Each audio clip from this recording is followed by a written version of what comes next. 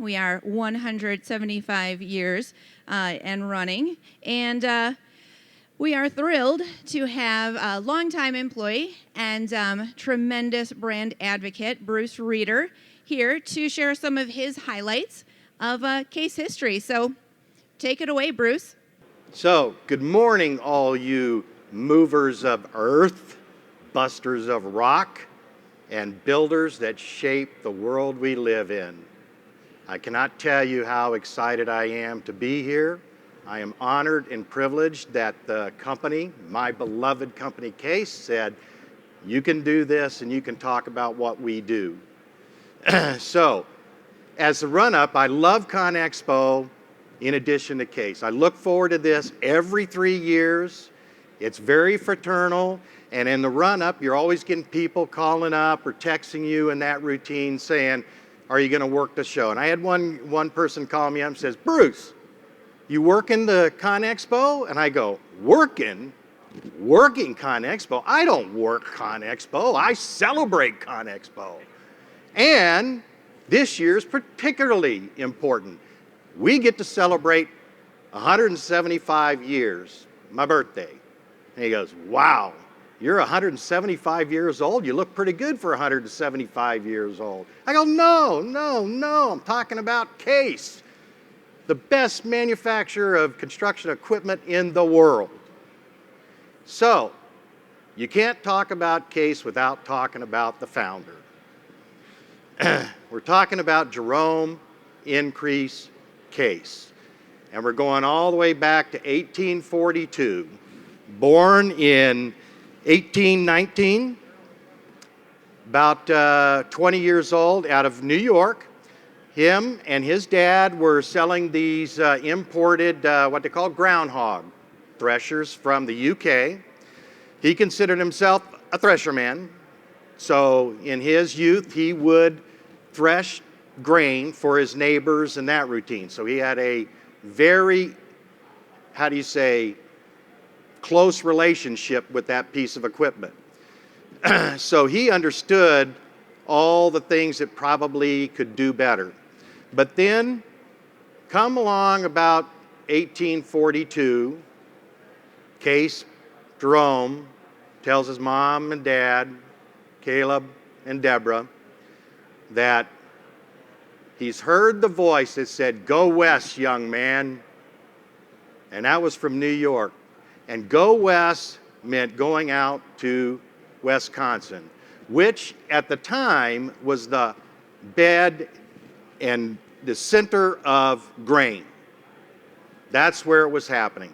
So he decides, I'm going to go and I'm going to make my living as a thresher man. So being the very entrepreneur he was and is, he decides, I'm going to buy 6 of these groundhogs, and I'm going to sell 5 of them on the way, keep 1 for myself, and head up there to Wisconsin. So he ended up in Rochester and started playing around with his groundhog and that routine. But being the type of person he is, he's sitting there thinking, there's got to be a better way to do this, because all I'm doing is just beating this wheat and just still got all these other things to do. And so basically, I think you would call him a tinkerer back then. Today we'd call him a gearhead. So he decides, I'm going to do something about this. So he's hanging around with a guy, and at that time, the threshing it separated the grain, but you still had all the trash. So once that was done, you had to take it to a fanning mill that would basically all clean it out. And he's sitting there saying, no. There's got to be a better way to do this.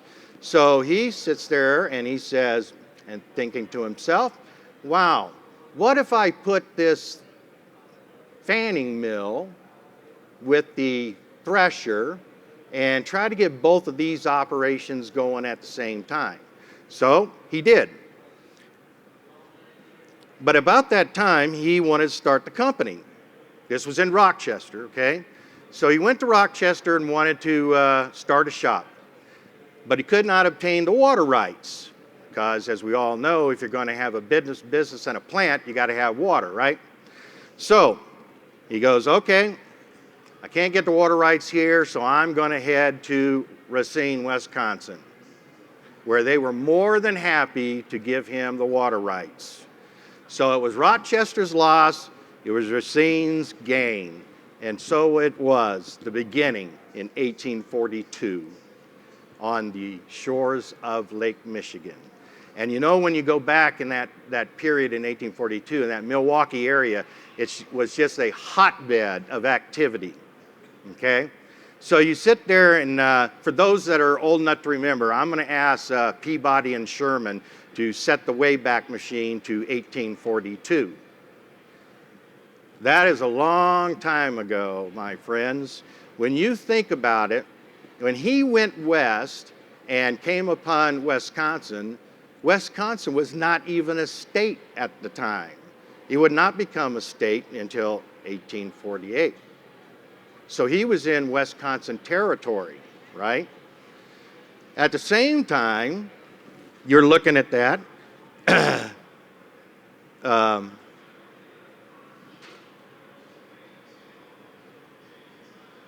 Excuse me.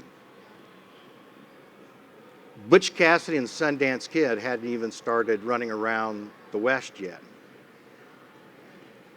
The gold rush had not even occurred in California.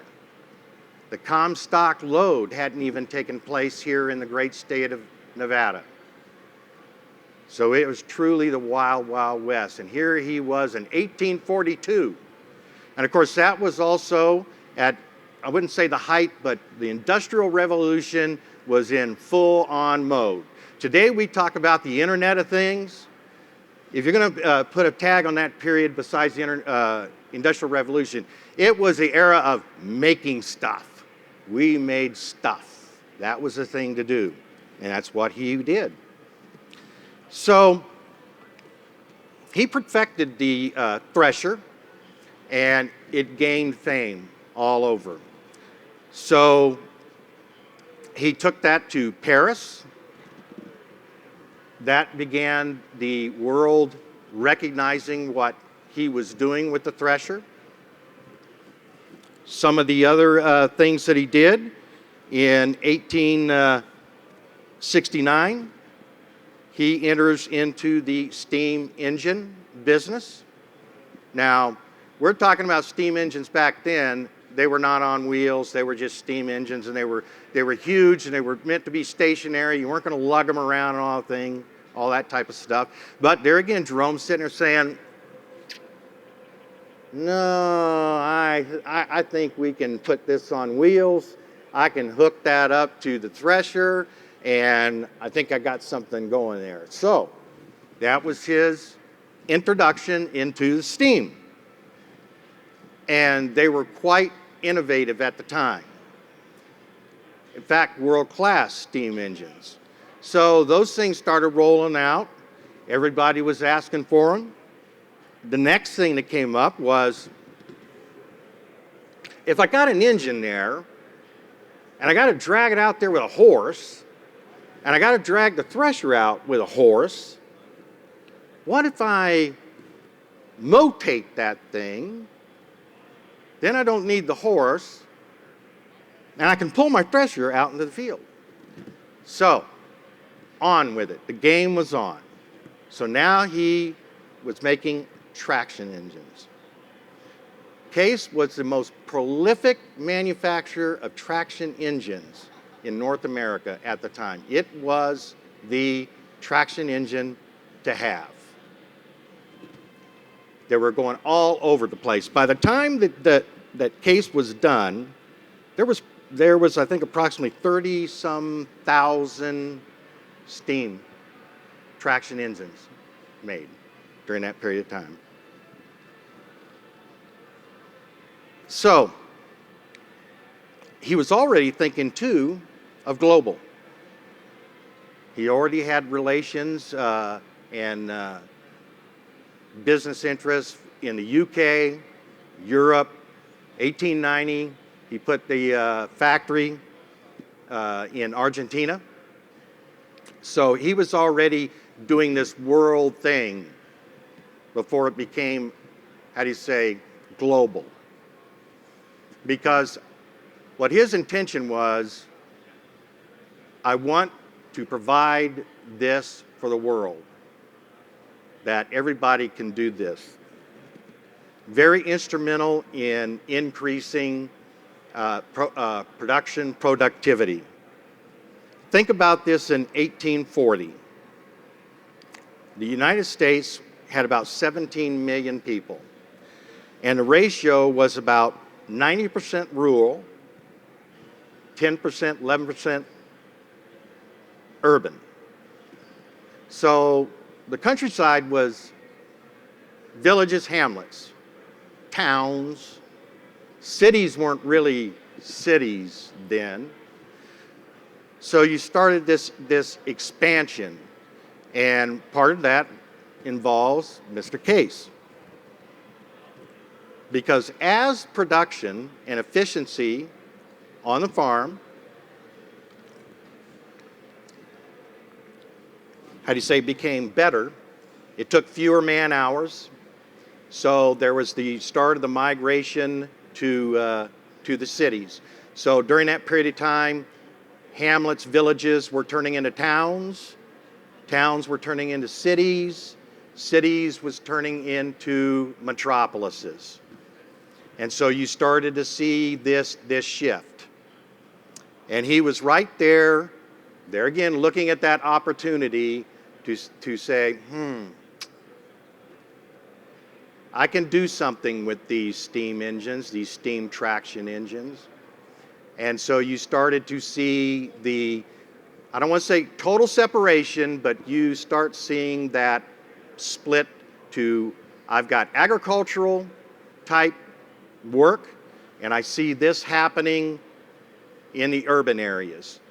So circa about 1910, 1912, he took his steam engines and then decided, I'm going to put a roller on this. And he started thinking about his plows and converting them to graders. And so he had all these different applications to go behind this steam traction engine.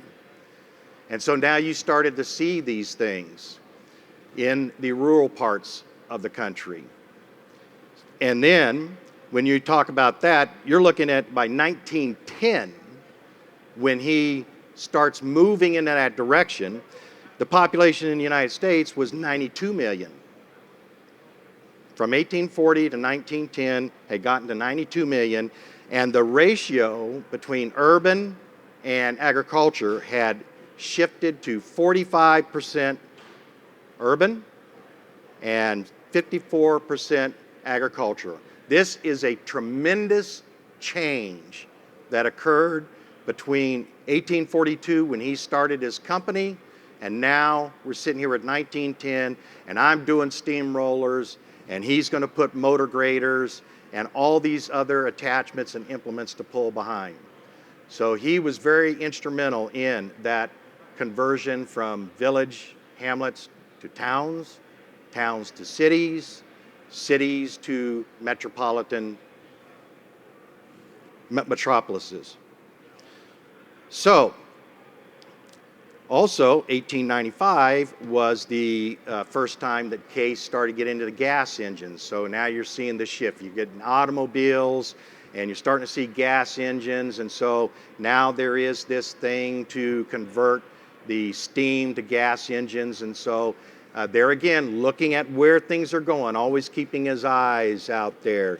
You know, there's that old saying, keep your eye on the wheel. You keep your eyes on the road, your hands upon the wheel. And he was always doing that. And so there again, seeing that need of where this was going. And so now it's like we're seeing this shift. So now you're seeing gas engines as opposed to steam. At this time, 1899, Case, there again, from a global stand, had already started entering into the Russian market as well. 1904, circa, was the first time, still was in agriculture, had produced the all-steel thresher. So that is another movement that over in Europe It was the got to have the machine. And so now he is now doing, I am into this, agriculture, and we're now into heading into the modern world. So so the steamrollers, I think I said about 30,000 before he went into the gas portion of it. And then in 1919, it was the advent of solid tires on equipment, wheels. Now, this was also during the era of 1914 to 1918, World War I. Case did his part. The company did, supported the troops, and so basically he was providing his company with modified machines that had modifications intended for the military, little heavier to handle things much more than just agriculture. So there was the seeds too of this all of a sudden shift of agriculture to construction type equipment, okay? So World War I ends, does a part. Now we're got to get back to the business of building the world. And so now you see his company shifting to construction equipment. Tractors are becoming, well, was a mainstay on the farms, but now you, the customers, were saying, I'm doing this here in these urban areas, and so you're doing everything with an agricultural tractor,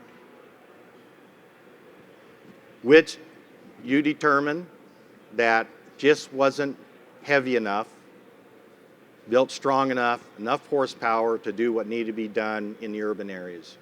And so you see this shift with Case. And in fact, in 1920 to the 30s, Case actually separated the agriculture to an industrial department. You wouldn't say construction equipment, but like a department that, okay, we're going to look at this, we're going to start putting this equipment and try to do modifications there. So in 39, very much gas operated, steam was pretty much off the deal. The machines he was making were two different kind of categories. You had agriculture, you had the construction. And in fact, in 1929, Case started using the letter I to represent industrial for their tractors. And this went on until the 40s. So 41 to 45, again, Case supported troops to provide the products for the troops to use in World War II. These became increasingly more modified in order to operate in the fields of battle. But a lot of that innovation that occurred during that period of time, when it was soon over, there's all this pent-up demand that we're moving faster into the modern era. And these machines were the right start for a true industrial movement at that time. So you have 45, 47, everybody was hanging on stuff on these tractors. But the tractors, the axles had changed to be heavier. The sheet metal was getting heavier, not so much needed in the agricultural side of the business. But in 47, Case put James P. Cody in charge of the industrial division. So that was the very seeds of Case construction as we know it today. The first integrated tractors with a loader came during this period of time.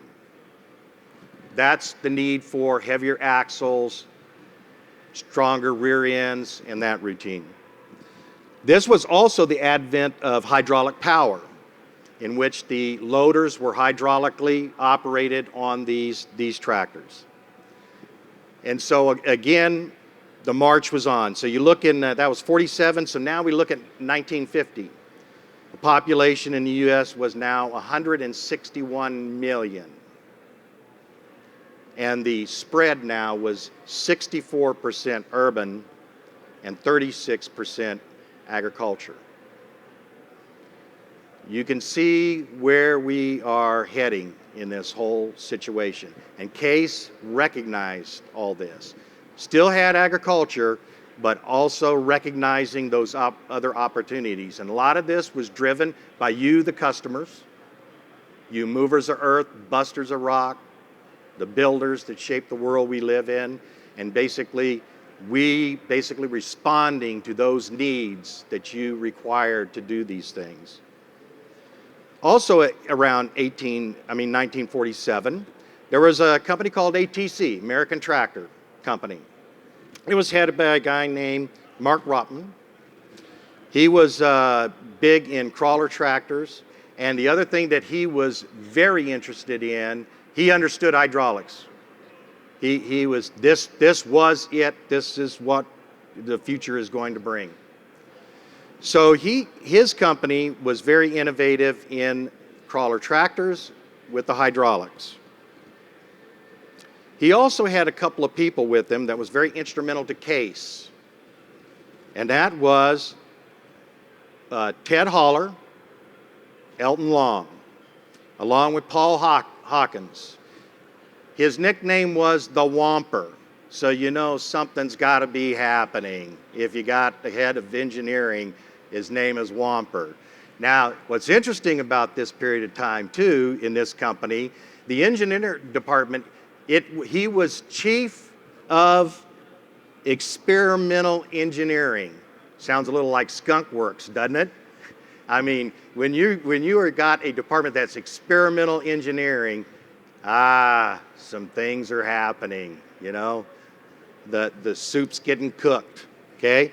So he had his pals there, and so he developed this. And little known was they were working on this thing called the backhoe. But it wasn't really the primary focus of the business, so it was kind of like a side thing. Because Rotman, we're talking tractors, crawler tractors in that routine. So, interesting, come along 57, we're now talking 10 years, right? 47 to 57. And Case, in its drive to keep moving and supplying the equipment that you need to do your work, your life's work, basically was looking at companies, opportunities. Case always looking for opportunities. And so Case was looking at Minneapolis Moline and Oliver at the time that they were looking at ATC. Fortunately for Case, went with ATC, and so we combined ATC in 1957. So that was a very important time, because by 57, baby boomers and everything was coming about, and the world was exploding, and the need for compact, agile machines was the thing to have, because you're now, the urban is getting tighter, closer together, and so you needed the kind of equipment that would allow that to work.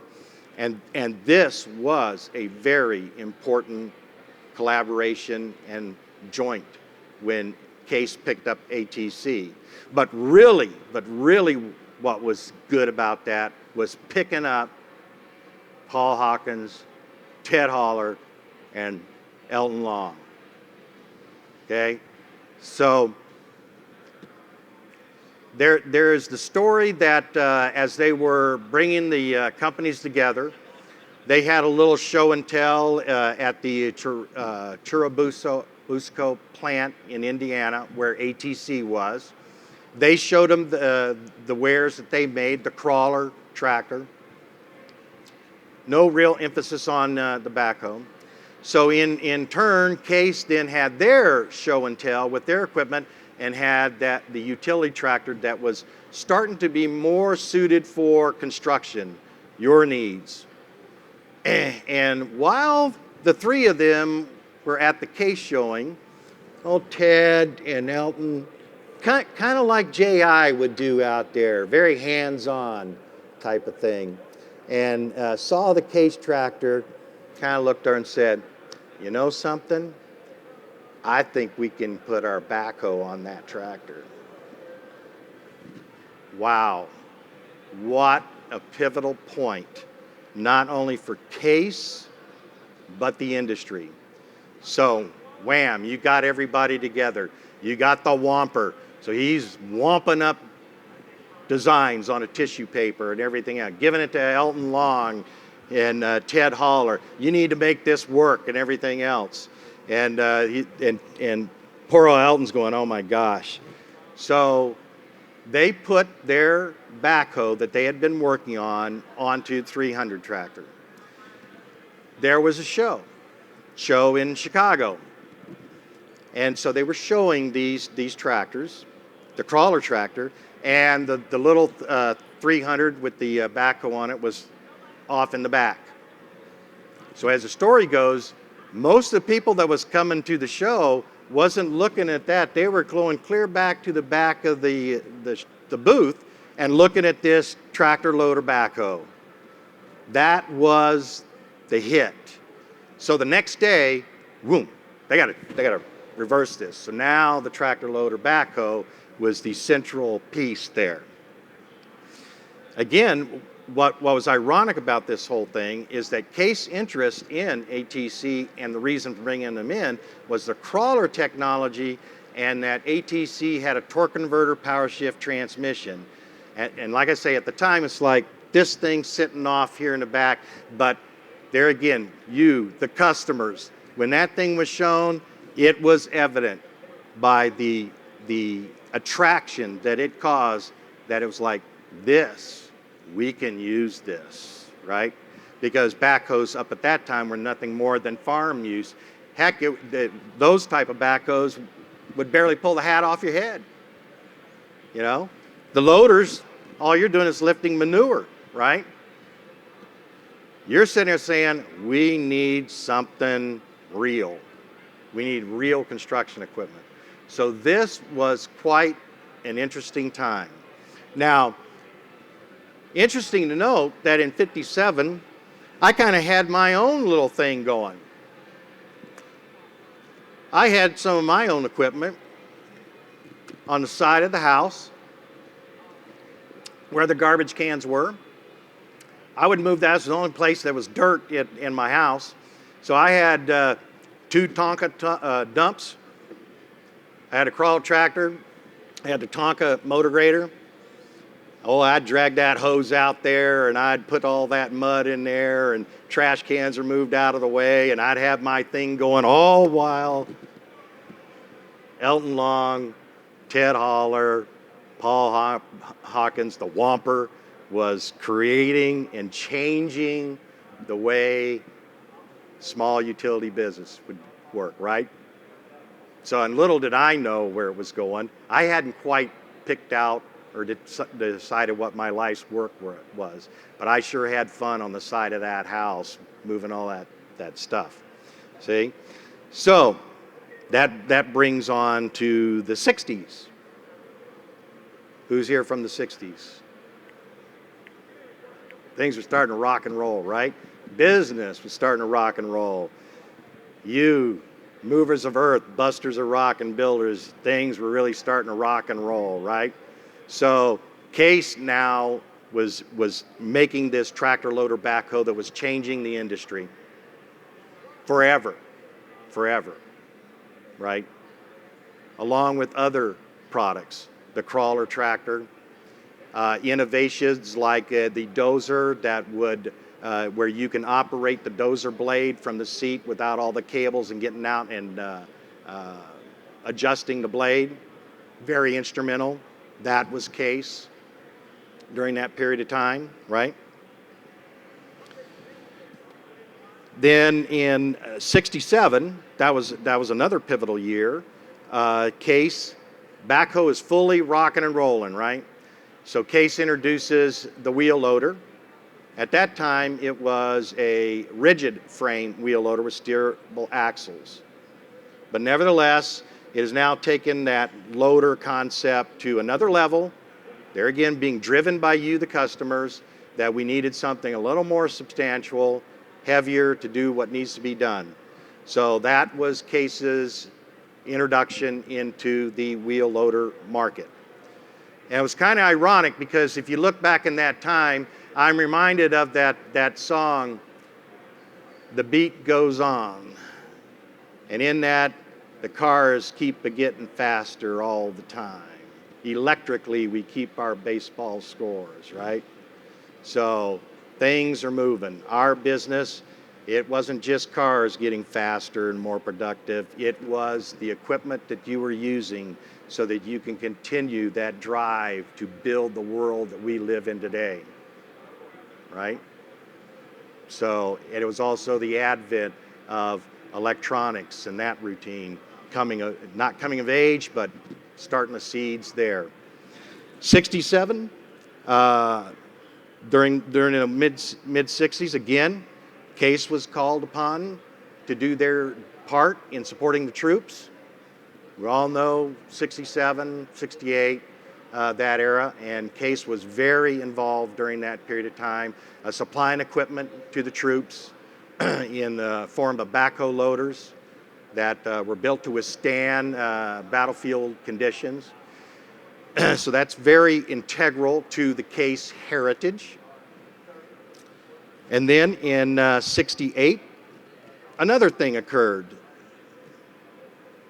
A man named Drott, Edward Drott, had a thing called a 4-in-1, and during his tenure, he was selling that attachment to quite a number of companies, but one of the predominant companies that he was providing that attachment to was a company called International. Well, stars align, gears mesh, right? Case acquires International, which means at the same time, like the ATC, Drott and Case would now be connected forever from that point on.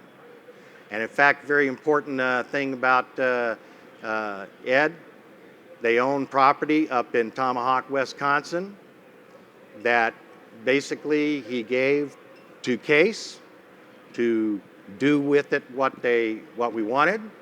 And so the determination was this would be a good place to bring customers, dealers, training, to use that equipment. How do you say, the seat of the pants type operation. People ask me, who do I think the #1 salesperson is for Case? My response is, it's not a person, it's a place. It's a place called Tomahawk. And we are pretty daggone proud of it because it's probably done more for our brand than one will ever know. And we've got a bunch of dedicated people there that basically, they know the business. I firmly believe that when you come away from being at Tomahawk, you will be Case. In 2005, Case built its 500,000th backhoe.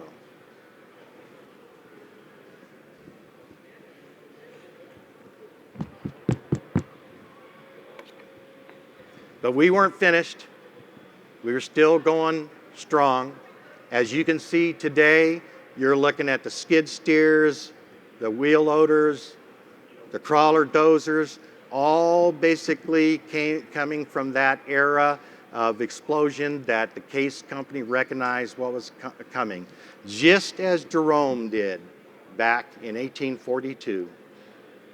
It's been a legacy and a heritage for Case to always keeping your eye on the road, your hands upon the wheel, to make sure that we are providing the kind of equipment and the kind of company that you want to do business with.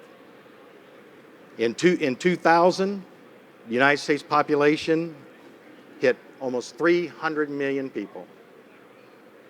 Ratio of urban to agriculture in 2000, 81% urban, 19 agriculture.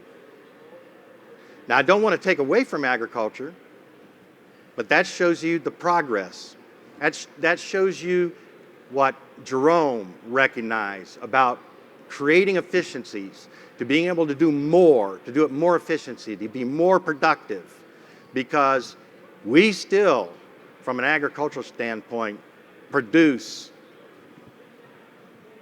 probably the greatest amount of agricultural goods with fewer people. That says something about productivity and efficiency.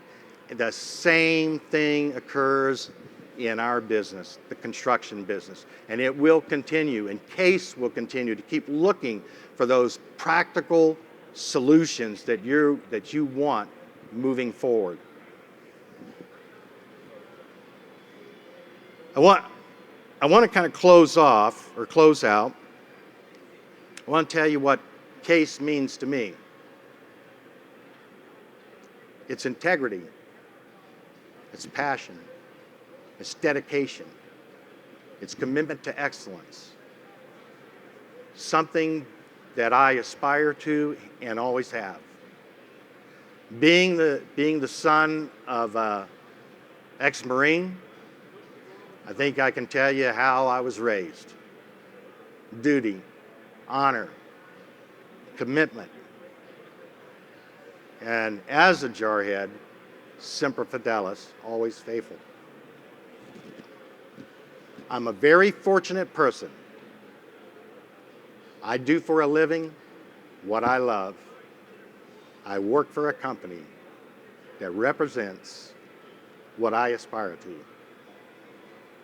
CASE, integrity, passion, dedication, commitment to excellence. Vincent T. Lombardi, I've got his quote hanging at home as well as at the office. The quality of a person's life is in direct proportion to their commitment to excellence, regardless of their chosen field of endeavor. Everybody may have multiple commitments to excellence, but the point is, the quality is related to your commitment to it. I believe that is an attribute of CASE. I believe that we have some of the best employees that are committed to this company. I don't think we're probably much different than you, the people who build this world. It's a very fraternal business, is it not? Very fraternal. Well, so is the equipment business. We are all in this together. And I liken it to say that if it was so easy, everybody would be doing it. But they aren't. And that's what makes this industry very unique. It's what makes CASE unique. But the one thing I want to say is I don't want you to think that I'm unique. I believe I represent all CASE. Everybody here has those same attributions. And like your business, ours is the same. It's generational, right? There's no book for this. It becomes very generational. And there's always the torch being passed to a new generation to accept challenges. Well, that happens in business as well. And the one thing that makes me proud about CASE is that there's this keen awareness about who we are, what we do, what we stand for, and we take that responsibility to impart that on the new generations. That's why we can stand here 175 years later. That is why we are continuing, and we are going to continue. So I want to thank you all for taking the time to listen to me. I want to say I am Case. All of us here are Case. All of us are descendants of Case. And one of the things that we recognize, you as a customer have a choice. We thank those who have chose us. Success is fleeting. Nothing is guaranteed. We never take for granted your faith in us as a company. We consider it our reward for a job that we do. For those of you that have not experienced Case, we welcome that challenge. We welcome that opportunity to basically show you who we are and what we do. While we may be a global company, we are not so big that we have forgotten who and why we are in business. And that is for you, the movers of earth, the busters of rock, the builders that shape our world. And we want to be right there with you. Thank you.